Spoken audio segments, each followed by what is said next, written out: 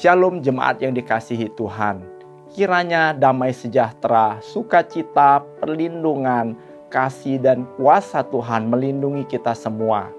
Bapak Ibu Saudaraku yang dikasihi Tuhan, merujuk dari himbauan pemerintah agar umat Tuhan dapat beribadah di rumah masing-masing, kami mencoba untuk mengkaji dan juga melihat kembali bagaimana cara jemaat mula-mula beribadah.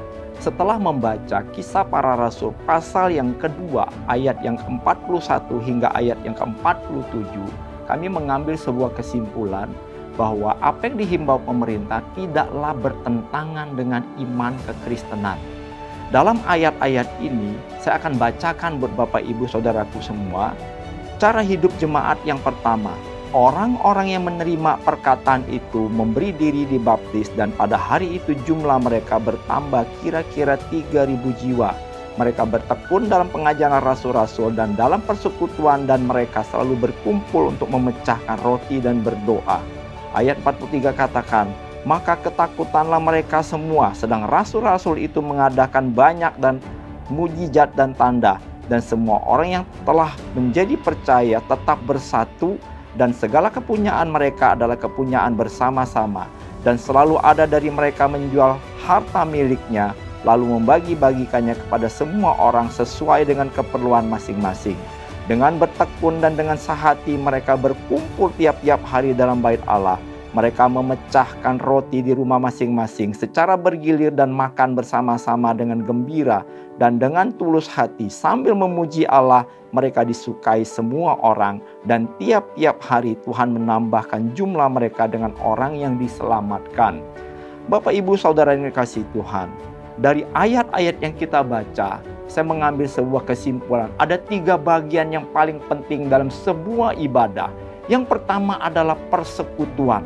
Persekutuan yang begitu indah, yang begitu erat. Persekutuan antar sesama dan persekutuan dengan Tuhan. Dalam bahasa Yunani, kata persekutuan ditulis dengan tulisan koinonia. Dari kata koinonia ini akhirnya muncul yaitu komuni, yang artinya perjamuan. Mereka saling melayani, mereka saling membangun persekutuan yang indah satu sama lain. Kemudian hal yang kedua adalah mereka saling melayani. Kata melayani, saudaraku, dalam bahasa Yunani dituliskan dengan nama diakonia. Para rasul, saudaraku, mereka melihat dan mencontoh apa yang dikatakan oleh Yesus bahwa Tuhan Yesus datang ke dunia ini bukan untuk dilayani, tetapi untuk melayani.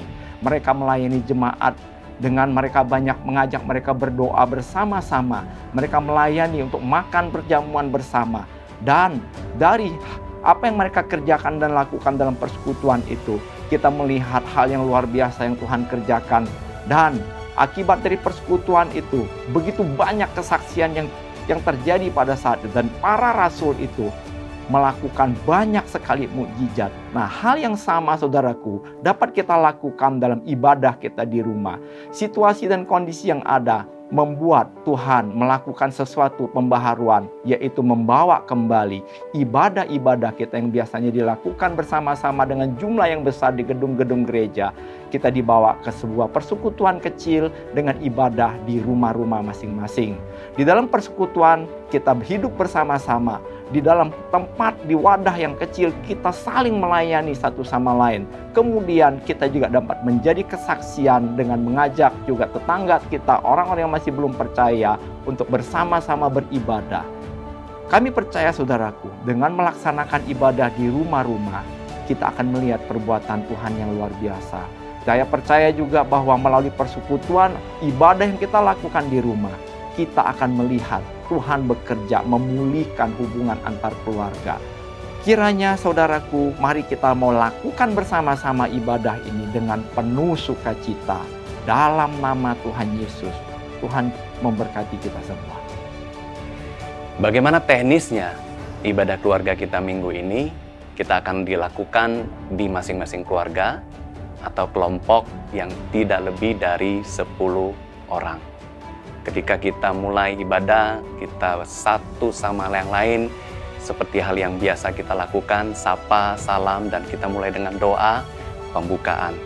Habis doa pembukaan, kita naikkan pujian 2-3 lagu, kita nikmati hadirat Tuhan.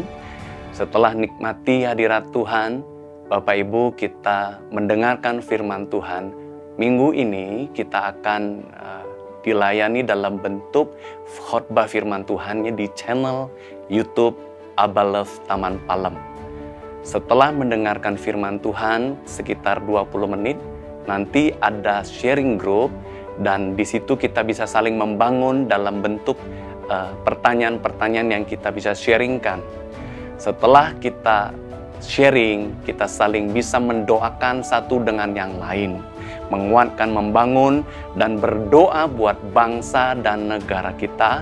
Dan saya percaya ada pesan-pesan Tuhan yang hari ini buat setiap keluarga kita di Taman Palem.